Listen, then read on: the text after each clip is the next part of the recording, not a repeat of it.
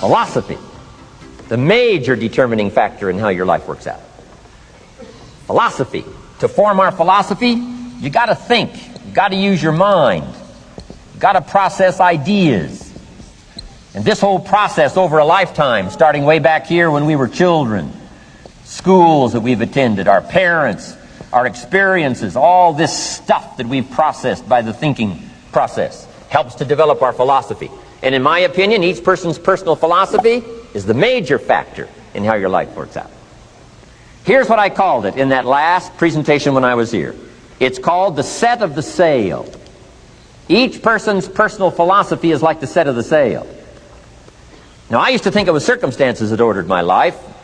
If someone would have asked me at age 25, Mr. Rohn, how come you're not doing well? Pennies in your pocket, creditors calling, nothing in the bank, behind on your promises to your family, you live in America, 25 years old, got a beautiful family, every reason to do well, and things are not going that well for you. What is wrong here?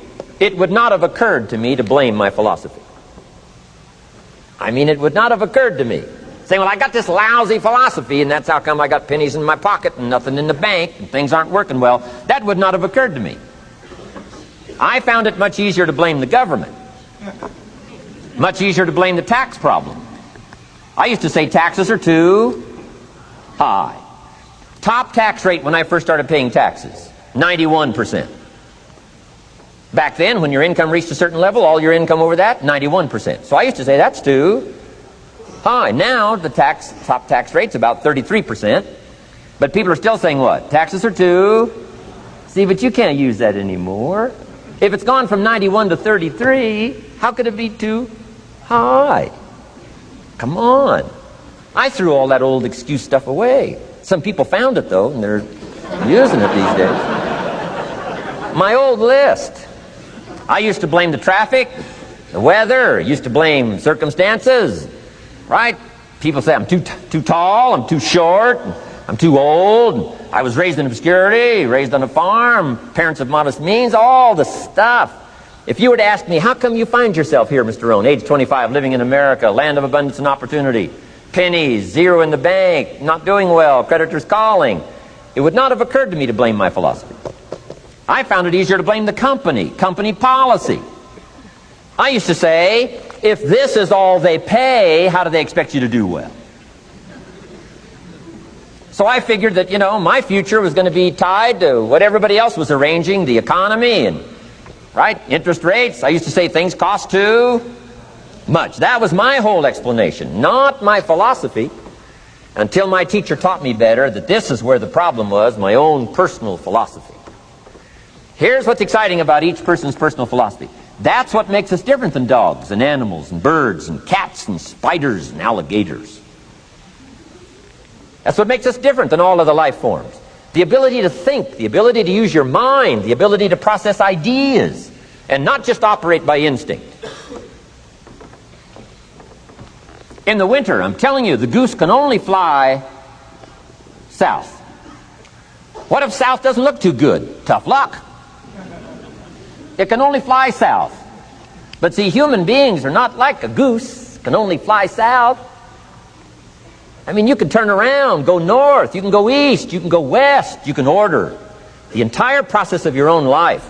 And we do that by the way we think. We do that by exercising our mind. We do that by processing ideas and come up with a better philosophy, a better strategy for our life, goals for the future, okay? Plans to achieve those goals. All this comes from developing our philosophy.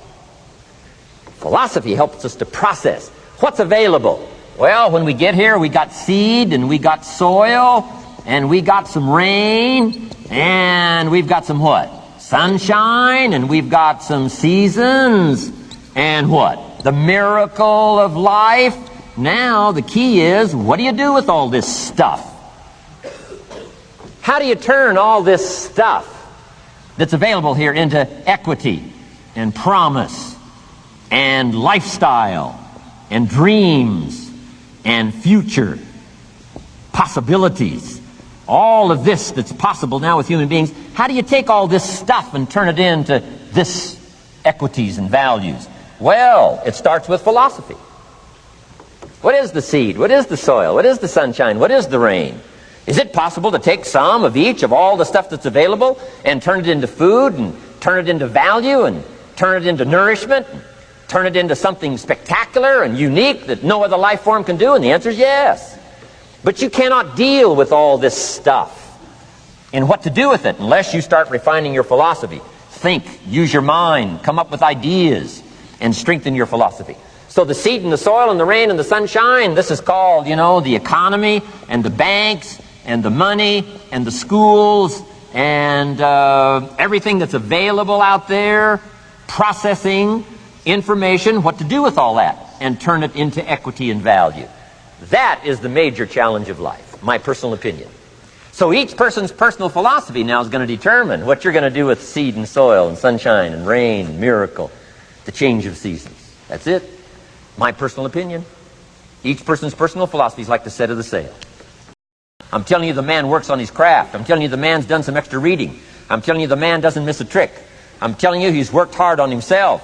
That's why he's able to deliver like he does. The same thing can happen for you as a teenager. It can happen to you as a mother, as a father, as a business person, as a salesperson, running a business. Doesn't matter. Management, wherever you find yourself. This is the process called personal change. And what I say to start with is start with your own philosophy.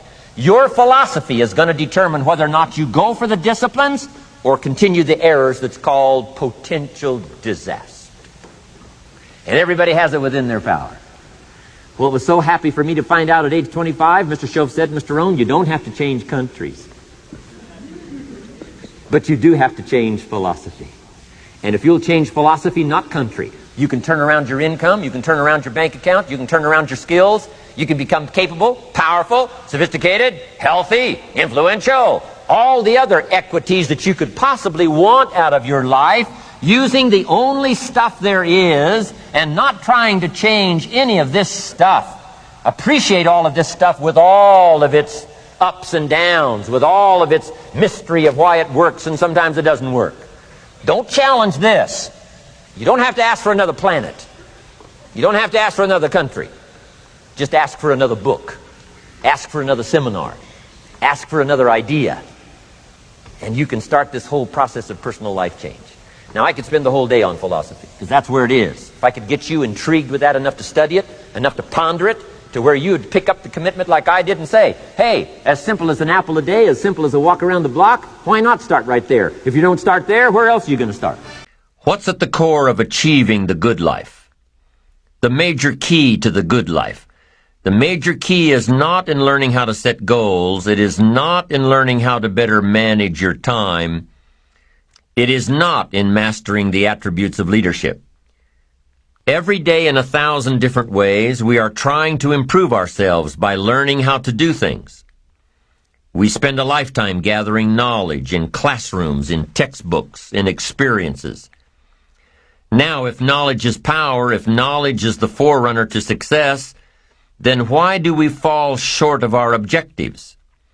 Why, in spite of all our knowledge and in spite of our collective experiences, do we find ourselves aimlessly wandering, settling for a life of existence rather than a life of substance? There may be many answers to this question. Your answers may be different than your associates or your spouses or your friends. While there may be many answers to this question, the fundamental answer is the absence of discipline. Applying all that we know. That's the key word, discipline, self-discipline. We might add one more word here, consistent. Consistent self-discipline. It doesn't really matter how smart you are or how much you know if you don't use it. It doesn't really matter that you graduated magna cum laude if you're stuck in a low-paying job. It doesn't really matter if you attended every seminar that comes to town if you don't apply what you've learned. Better than knowledge is applied knowledge. And once we've applied our knowledge, we must study the results of that process. Apply our knowledge, study the results. Refine our approach. Finally, by trying and observing and refining and trying again, Our knowledge will inevitably produce worthy results, admirable results.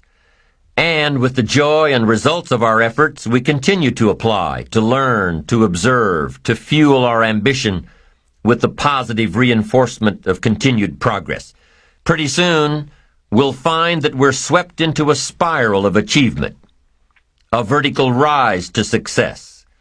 And the ecstasy of that total experience makes for a life of triumph over tragedy, dullness, and mediocrity. But for this whole process to work for us, we must first master the art of discipline, self-discipline, consistent self-discipline. It takes consistent self-discipline to master the art of setting goals, to master the art of time management, to master the art of leadership, to master the art of parenting and relationships.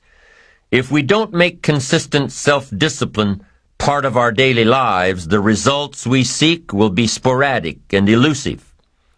It takes a consistent effort to truly manage our valuable time, or we'll be consistently frustrated.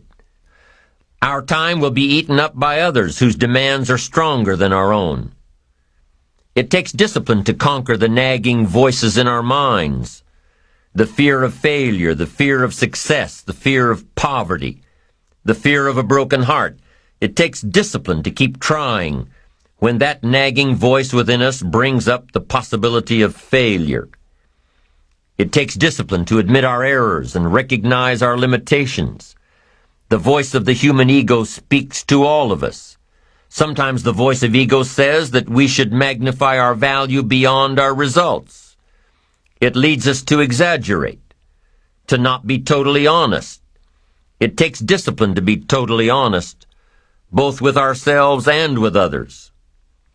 Be certain of one thing: every exaggeration of the truth, once detected by others, destroys our credibility and makes all that we say and do suspect.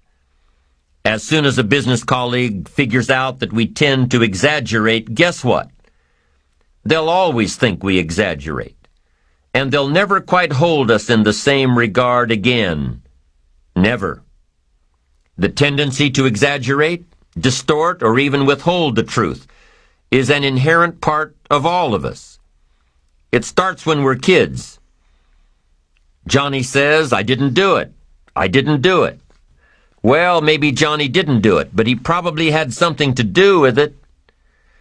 And then it continues when we're adults, exaggerating the benefits of a product to make a sale, exaggerating our net worth to impress old friends, exaggerating how close we are to closing a deal to impress the boss. And only an all-out, disciplined assault can overcome this tendency. It takes discipline to change a habit, because habits are formed a little bit each day, every day, every day. Once habits are formed, they act like a giant cable. They act like a nearly unbreakable instinct that only long-term disciplined activity can change. We must unweave every strand of the cable of habits slowly and methodically until the cable that once held us in bondage becomes nothing more than scattered strands of wire. It takes the consistent application of a new discipline, a more desirable one, to overcome one which is less desirable. It takes discipline to plan. It takes discipline to execute our plan. It takes discipline to look with full objectivity at the results of our applied plan. And it takes discipline to change either our plan or our method of executing that plan if the results are poor. It takes discipline to be firm when the world throws opinions at our feet. It takes discipline to ponder the value of someone else's opinion when our pride and our arrogance leads us to believe that we are the only ones with the answers. Discipline is a constant human awareness of the need for action and a conscious act by us to implement that action. Discipline is an awareness of the constant need for action and a conscious act to implement that action. If our awareness and our implementations occur at the same time, then we begin a valued sequence of disciplined activity. Now, here's the other side of discipline. If there's considerable time that passes between the moment of awareness and the time of our implementation, then that is called procrastination. Procrastination, doing it tomorrow instead of today. Procrastination, an almost exact opposite of discipline. The voice within us says, get it done. Discipline then says, do it now. Do it to the best of your ability, today, tomorrow, and always, until finally the worthy deed becomes instinctive. Procrastination says later, tomorrow, whenever I get a chance. Procrastination also says, do what is necessary to get by or to impress others. Do what you can, but not what you must. In every circumstance we face, we are constantly presented with these two choices. Do it now or do it later. Discipline and procrastination. A choice between a disciplined existence, bearing the fruit of achievement and contentment, or procrastination, the easy life for which the future will bear no fruit, only the bare branches of mediocrity. The rewards of a disciplined life are great, but they're often delayed until some time in the future. The rewards for the lack of discipline are immediate, but they are minor in comparison to the immeasurable rewards of consistent self-discipline. An immediate reward for lack of discipline is a fun day at the beach. A future reward of discipline is owning the beach. For most, we choose today's pleasure rather than tomorrow's fortune. So how can you get rid of the easy distractions? How can you keep your mind on what you're trying to do?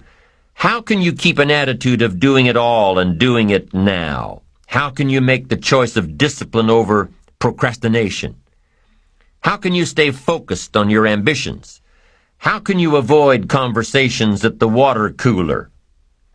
You can keep your focus on your work. You can get it done today instead of tomorrow. You've got to really work on your consistent self-discipline on a daily basis, or you'll find yourself distracted. Distracted by negative thoughts, distracted by negative people, distracted by water cooler chatter, and pretty soon, depending on the type of people you've associated with, distracted by your doubts within yourself. Never underestimate the power of influence and associations. And never underestimate the power of your own consistent self-discipline. Now let's take a closer look at discipline, at the 3 steps to becoming disciplined. First, true discipline is not the easiest option. Most people would rather sleep until 10 o'clock than get up at 6. It's easier to go to bed late, sleep late, show up late, leave early. It's easier not to read. It's easier to turn on the television than to open a book. It's easier to do just enough than to do it all. Waiting is always easier than acting. Trying is always easier than doing. Imagine what life would be like if we didn't have to make our bed in the morning, or keep our garage clean, or pay our taxes, or show up for work tomorrow. Wouldn't it be fascinating if we didn't have to do these things? Wouldn't it be fascinating? What do you suppose would become of us? You're right. Not much. For whatever the reason, the system we live in and contribute to is designed to make the easiest things in life the most unprofitable. Profitable seems to be the most difficult. Our world is and always will be a constant battle between the life of ease and its momentary rewards and a life of discipline and its far more significant rewards. Each has its own price, the price of discipline or the price of regret. We will pay one or the other. What we wish we had done is the voice of regret, speaking in a sorrowful tone at a time when there is no going back. This is regret. No second chance. No, what would I do differently? Choose one or the other, but both will have their price, the price of discipline or the price of regret. One costs pennies, the other a fortune. Dostoevsky said, "There are hundreds of young men who would die for the truth, but very few who would spend 5 years studying to know what the truth is." Dying for the truth is much more dramatic than the discipline of studying it one little piece at a time, one day at a time, 1 month at a time. But in the big picture, is dying for the truth really easier than adhering to the daily disciplines? The first lesson of discipline is that it isn't the easiest option. The second lesson of discipline is that it's a full-time activity. And we've said that the best form of discipline is consistent self-discipline. You see, the discipline that it takes to make your bed every day is the same discipline necessary for success in the world of business. The discipline to organize your garage is the same discipline to organize your business. All disciplines carry through to affect all parts of our lives. If we're disciplined in just one area and lazy in another, guess what? Pretty soon, the lazy side will creep in and destroy the disciplined side. The bad habits in one area of our life will eventually destroy our self-discipline in the areas we've been working on. Consistency cannot be inconsistent. Discipline is the mind being trained to control our lives. Discipline is a set of standards which we've selected as a personal code of conduct. Discipline is imposing on ourselves the requirements for honoring these standards. Once we've adopted these standards of behavior and conduct, we're committed to honor them. And if we don't, then there can be no disciplined activity. We find ourselves announcing our standards to our relatives, our friends, our associates.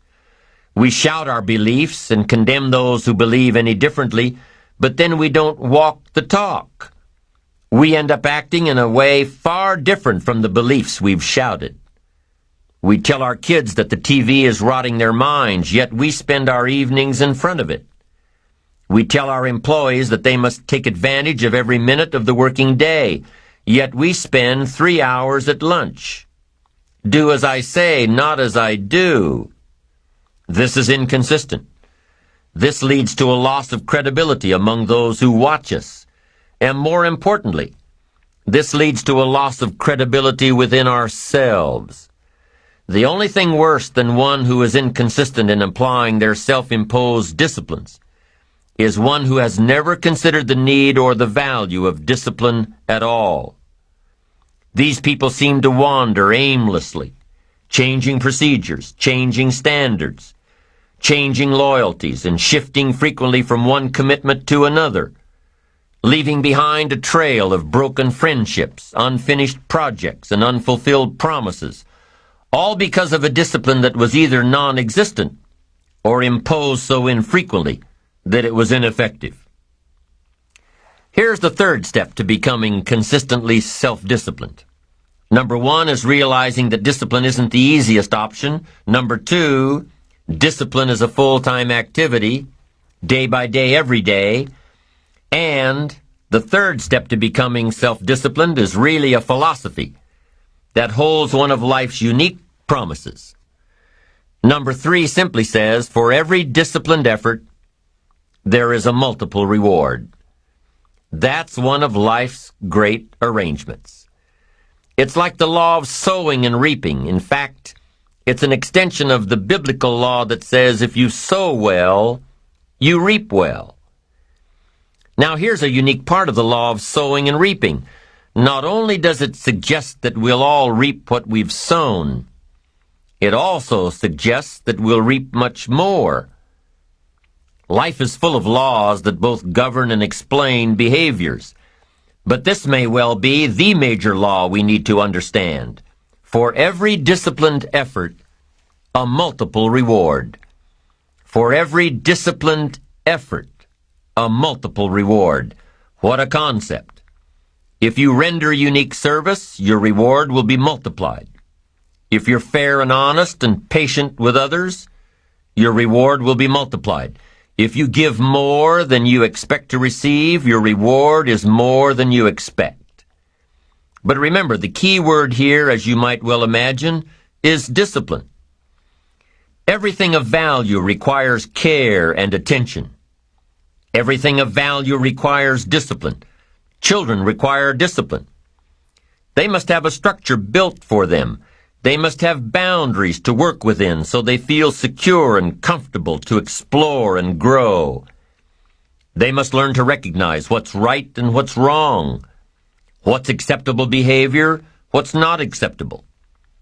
Children require unwavering discipline, consistent discipline, or they'll be confused as to how they're supposed to behave. Likewise, our thoughts require discipline. We must set up our inner boundaries, our codes of conduct, or our thoughts will be confused. And with confused thoughts, we'll end up being confused, hopelessly lost in the maze of life.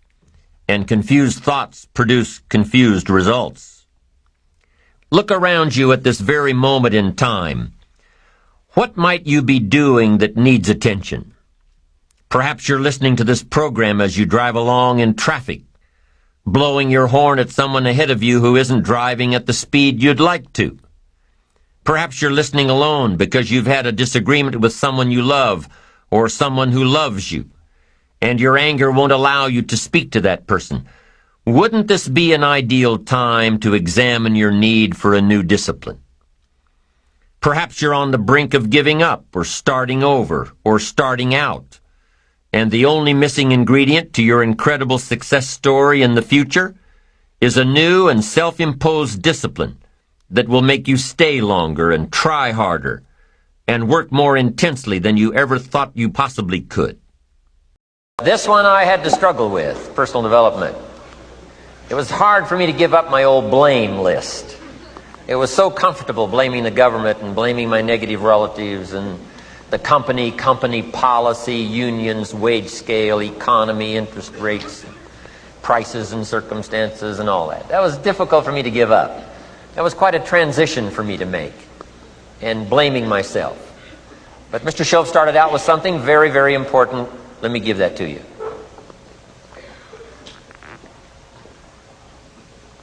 He said, it's not what happens that determines the major part of your future. It's not what happens. What happens, happens to us all. He said, the key is what you do about it. It's not what happens, it's what you do about it. And he said, if you will start that process of change, do something different the next 90 days than you did the last 90 days, like picking up the books to read. Do something different, like the new health disciplines, relationship with your family, whatever it is, doesn't matter how small it is. If you'll start doing different things with the same circumstances, since we cannot change the circumstances, but we can change ourselves. We can change what we do. And then he gave me another secret to success when he said, what you have at the moment, Mr. Rohn, you've attracted by the person you've become. What you have at the moment, you've attracted by the person you've become. Few little simple principles here. Once you understand these, it starts to explain so much. Now, sometimes it's a little tough to take, blaming yourself instead of the marketplace, taking responsibility instead of putting it off on someone else. That transition sometimes is a challenging mission. And this one was a little tough for me. He said, Mr. Rohn, you've got pennies in your pocket, you've got nothing in the bank, the creditors are calling, you're behind on your promises. And he says, here's how that occurs. You've attracted, up until now, you've attracted the things to you because of the person you've become. Now I said, well, how can I change all that? He said, very simple. If you will change, everything will change for you. You don't have to change what's outside. All you've got to change is what's inside. To have more, you simply have to become more. And then he said, don't wish it was easier, wish you were better. Don't wish for less problems, wish for more skills. Start working on yourself, making these personal changes. And he said, it'll all change for you. So let's talk a little bit about personal development. That extraordinary adventure I undertook starting at age 25. And I've never ceased that adventure. I'm still going for it. In the 90s, I want to get better and better. I want my craft to get better, my business operations to get better, the things I do to get better. Because once I picked up this simple formula, I'm telling you, it's easy to figure out where the problem is if you go to work on it. Now, let's talk about personal development. And in helping kids understand personal development, I always start with money. Now, money's not the only place to start. Money certainly isn't the only value, but we've all got to start somewhere, and money's something you can count, right? Kids are interested in money, okay? A lot of things are a little tougher to measure, but economics is pretty easy, right? Because you can count. Okay, somebody says, how are you doing? You say, I don't know. Let's count. Now, this is not the only count. I understand that. There's a lot of other things to count. But to see if there may be some errors in your judgment and lack of disciplines in your life, we might as well start with money. Because it's so easy to count. So let's just start there and see whether or not maybe we have messed up. Okay. So here's how I explain it to kids. We get paid for bringing value to the marketplace. Key to understanding economics. We get paid for bringing value to the marketplace. Marketplace is also described as reality. Reality, the marketplace. Now, it takes time. It takes time to bring value to the marketplace, but we don't get paid for time. It's very important for kids to understand, as well as adults. We don't get paid for time. Mistakenly, the man says, well, I'm making about $20 for an hour. Not true. Not true. If that was true, you could just stay home, have them send your money. No, it's not true. You don't get paid for the hour. You get paid for the value you put in the time. So we don't get paid for time, we get paid for value. Now, since that's true, here's one of the key questions of the afternoon.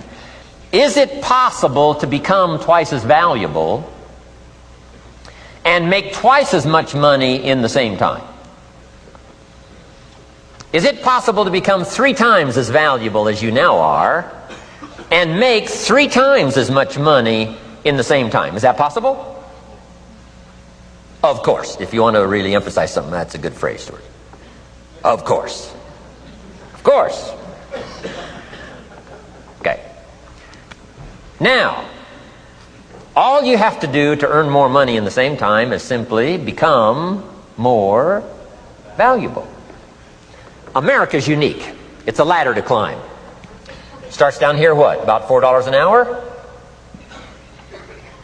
Big argument last year in Congress about the starting place. Should be 5, should be 5, should be 5. Well, no, it doesn't need to be 5. Why not start with 4? It's a ladder. Right? This is not a bed. This is a ladder. This is a ladder to climb. Starts at $4. Now somebody says, well, should be 5, should be 5. Well, maybe. If you're going to stay at the bottom for the rest of your life, it probably should be 5. But that's kind of a pitiful way to live. Start and not grow. Start and not change. Start and not become more valuable. Hey, the whole scenario of life is to start, number 1, and what? Become more valuable, number 2. So America's a ladder to climb. Starts at $4 an hour, and the more valuable you become, you just keep moving up the ladder. Top income last year, what? 52 million? Guy that runs Disney? Would a company pay somebody for 1 year's work $52 million? And the answer is, of course. This is one of those of course places. Of course. If you help a company make $1 billion, would they pay you $52 million? The answer is, of course. It's chicken feed. I mean, it's not much money. Now, why that much money? Because he has become so valuable. Now, why would we pay somebody only $4 an hour? They're not very valuable to the marketplace. Now, we got to make that distinction, to the marketplace. Might be a valuable brother, a valuable member of the community, valuable member of the church, valuable member in the sight of God, to the human family, of course, those kind of values. But to the marketplace, which is called what? Reality. Reality is, if you're not very valuable, you don't get much money. Those are called the facts. I mean, that's how that is. Well, then how do you get more money? Simple answer. Somebody says, well, I'll go on strike for more. Well, here's a major problem with that. Here's a major problem with that. You can't get rich by demand.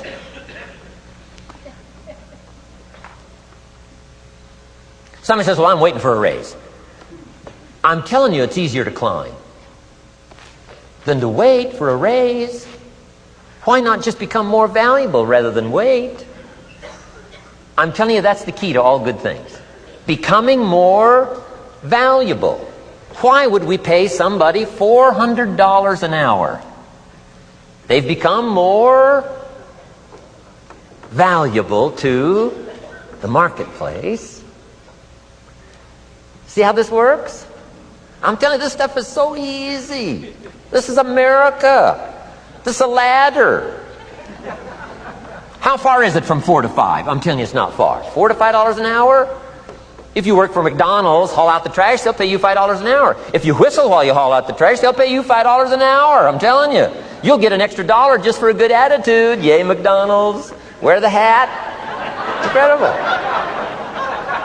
$5. And then you just keep becoming more valuable, more valuable, more valuable. I got a telephone call 5 years ago. The company said, we're ready to expand internationally. We need some help. I was sort of semi-retired. Right? Looking for the next exotic beach. They said, no, Mr. Rohn, we got a project for you. Right? Going to expand internationally. We could use your help. Next little while, we'll add some millions to your fortune, make it worth your while. I said, okay. I thought later, isn't that interesting that they called me? My second thought was, of course they'd call me. Who else would they call? I mean, you know, I can get the job done. Now, how come I got a telephone call worth millions? I had become valuable. Now, I'm a farm boy from Idaho. I was raised in obscurity. 1 year of college, and I thought I was thoroughly educated. Made all kinds of mistakes galore. At age 25, the creditors are calling me saying, hey, you told us the check was in the mail. I got pennies in my pocket. I got nothing in the bank. I'm behind on my promises. How come I get a telephone call 5 years ago and it's worth millions? I changed. I turned my life around. Is it possible to become worth millions? Speaking economically, now there's a lot of values to become, but let's just talk economics. Is it possible to become that valuable? And the answer is, of course, of course. Now let me give you the secret. Shoaff said, here's the secret, Mr. Rohn. Learn to work harder on yourself than you do on your job. Once I got that, it turned my life around. Learn to work harder on yourself than you do on your job. Let's talk about some more parts of personal development. Here's the first one. Physical. The physical side. Got to take care of yourself. Do not neglect to take care of yourself. Good phraseology used in the Bible, in my amateur way, but let me put it to you best I can. Here's what it says. Treat your body like a temple. That's a good phrase, good suggestion. A temple meaning something you take extremely good care of. A temple. That's a good phrase. Treat your body like a temple. Not a woodshed. A temple. A temple. Take good care. It's the only place you've got to live currently. The temple. Nutrition. My mother studied nutrition. Passed it along to me. Passed it along to my father, my children, my grandchildren. What a legacy that was. Learning to just take care of yourself. Key phrase. Some people don't do well because they don't feel well. They've got the gifts, they've got the skills. Maybe they just haven't taken care of themselves. They don't have the vitality. Key phrase. Vitality is a major part of success. Vitality. So take care of yourself. I know a guy that raises racehorses. I'm telling you, the guy feeds his horses better than he feeds himself. He's so careful how he feeds his horses. He's so careful what they eat. He's so careful that they get everything. And because of that extreme care, I mean, these are magnificent animals. They can run like the wind. But you ought to see this guy. 10 steps up a flight of stairs, and I mean, he's all out of breath. His horses can run like the wind, and he can hardly make it up the steps. The guy takes care of his animals better than he takes care of himself. Some people feed their dogs better than they feed their kids. Physical. Now, there's all kinds of parts to physical. Here's one. Appearance is part of the physical. Never have a second chance to make a first impression. Physical side. And here's some of the best advice on appearance I can give you. Comes from ancient script again. It says, God looks on the inside, people look on the outside. Isn't that good information? Now you say, well, people shouldn't judge you by how you look. Well, let me give you a clue. They do. They do.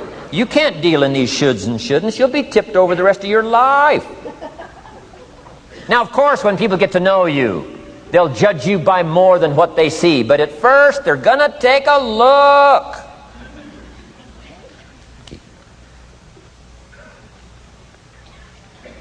So, here's the best advice I can give you. Make sure the outside is a major reflection of what's going on inside.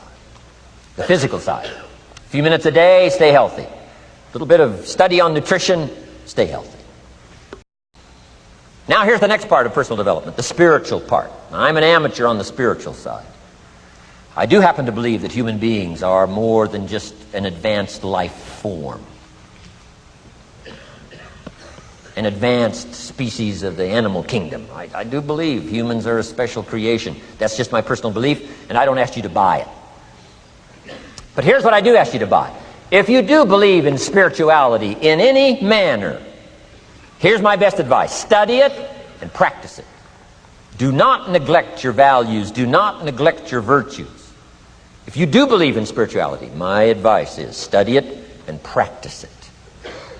Don't let it go unstudied. Don't let it go unnourished. If you do believe. That's my best advice on the spiritual side. Now here's the third part. The mental side. Part of this personal development challenge is to develop mentally. Learn, study, grow, change. It's what schooling is all about. And the human development takes time, incredible amounts of time. That's why we've taken the time for this seminar. It just takes time. Some things you can't cover in a 20-minute speech.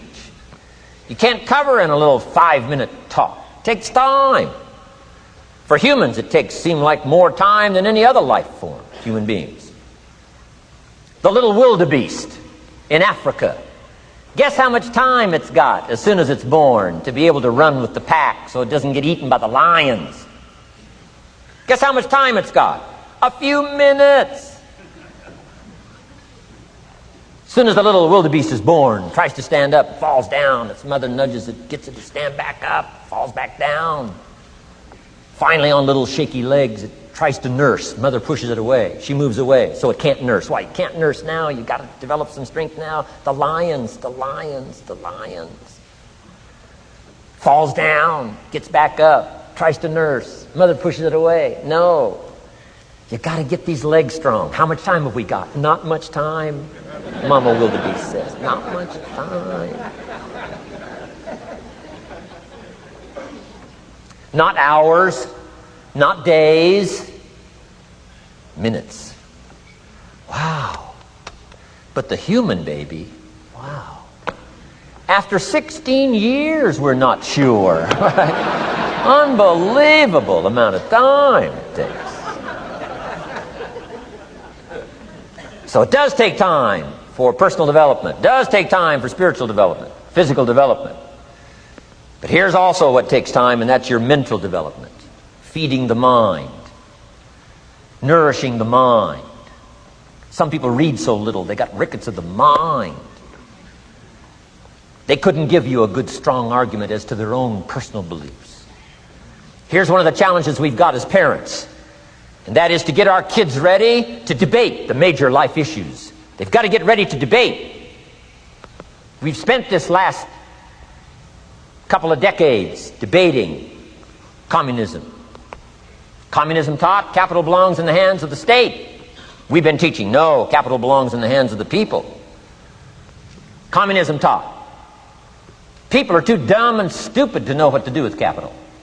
You've got to take capital away from all the dumb, stupid people and give it to the all-knowing, all-wise state. And let the state run everything and let the people meekly show up for their work assignment. All glory to the state, communism taught. Kid says, well, is that right? No, all glory to the people. Let the state be the servant of its people, not the people be the servant of the state. I'm telling you, you've got to be able to pick up those ideologies. You've got to be able to pick up the philosophy. And here's the next part. You've got to be able to defend it. If you can't defend your virtues and if you can't defend your values, I'm telling you, you'll fall prey to philosophies that are not in your best interest. And we've got to help our teenagers, we've got to help our kids especially to be able to debate the major life issues, the political issues and the social issues and the religious issues and the spiritual issues and the nutritional issues and the economic issues and all of the rest of the issues that are valuable for us to build the kind of equities we want. You got to get yourself ready. And one of the ways you got to get ready is not just physical and not just spiritual. You got to get ready mentally. Taking responsibility for whatever happens to you. Knowing that you have consciously made the decisions that are now affecting you. Knowing that what is happening now, today, is the direct result of your activity, what you did yesterday. Self-reliance is basically counting on yourself. Now, being self-reliant doesn't mean you can't work with others or trust others. Self-reliance means counting on yourself, trusting yourself. Being confident with yourself, being responsible to yourself, trusting your own instincts, trusting the conclusions that you have developed from your study of experiences and philosophies, taking the credit that is due you, learning from the mistakes that you have made, being self-reliant. Gestalt psychologists give an example of being self-reliant. They say that you're responsible for getting caught in the rain. They say that by deciding not to carry an umbrella every day, you have made the decision to endure an occasional drenching. Translation? By not being prepared, you make the choice of getting caught in some of life's unpleasant circumstances. Be they rain, failures, economic losses, relationship losses, professional losses, personal losses. By not being prepared, thinking ahead, it's your choice. Now here's the other side of it. By being prepared, you increase your chances of success, of seizing opportunities when they come your way, of being ready within yourself to take advantage of once-in-a-lifetime situations. Some people tend to blame others for their mistakes, blame others for their failures. Somebody says, it's not my fault the report isn't done. So-and-so didn't do their part. Of course it's your fault. It's your report too. It's your responsibility to see that everyone you delegated work to does their part. Now, you can't control what others around you do, but it's in your own best self-interest, your enlightened self-interest, that you stay on top of things, especially if it's going to affect your future. You think your boss cares that John didn't do his part? You think he sees John as the bad guy? Of course not. All he sees is that the report isn't done, bottom line. Be responsible for the things that affect you. You can make sure you're more responsible by checking in with those people who are working with you, the people who make up your team. You can be more responsible by saying, "Hey, John, how are you doing with your part? Do you need some help? Can we put somebody else in here to help you finish?" Now, if John consistently doesn't handle his part, you've got to replace John. If he isn't doing his share, you've got to find somebody that will. Or what? It will negatively affect you. You can't wake up in the morning that the project is due hoping and wishing that John has done his part. No, you've got to be responsible because it's going to affect your career too. Now, my approach to my better future very early on in my career was to just go through the day with my fingers crossed. And I used to say something like, "I sure hope things will change for the better." Then here's what I found out. They're not going to change. Somebody says, "Well then, how will my life ever change?" Answer, when you change. When you change, when you get better, it'll get better. If you change, it'll all change. Don't put it on someone else. Hope that someone else will change it for you. Take responsibility for yourself. Take personal responsibility. You can't change the circumstances or the seasons or the wind, but you can change your reading habits. You can change whether or not you go for the skills, burn the midnight oil, turn yourself around, multiply your value by 2, 3, 5, 10. That you've got charge of. That you have control of. You don't have control of the constellations, but you've got control over whether or not you go to night school, take adult classes, learn some new skills. You have control over that. And if you don't, that's your fault. You've got to take personal responsibility. You've got to be self-reliant. You. Nobody else can change your life, alter your ambitions, pave a golden road for you. But you can. It's up to you. Be responsible for yourself. Learn to reap the harvest without complaint. This is a sign of growing maturity. And here's where it comes from, taking full responsibility.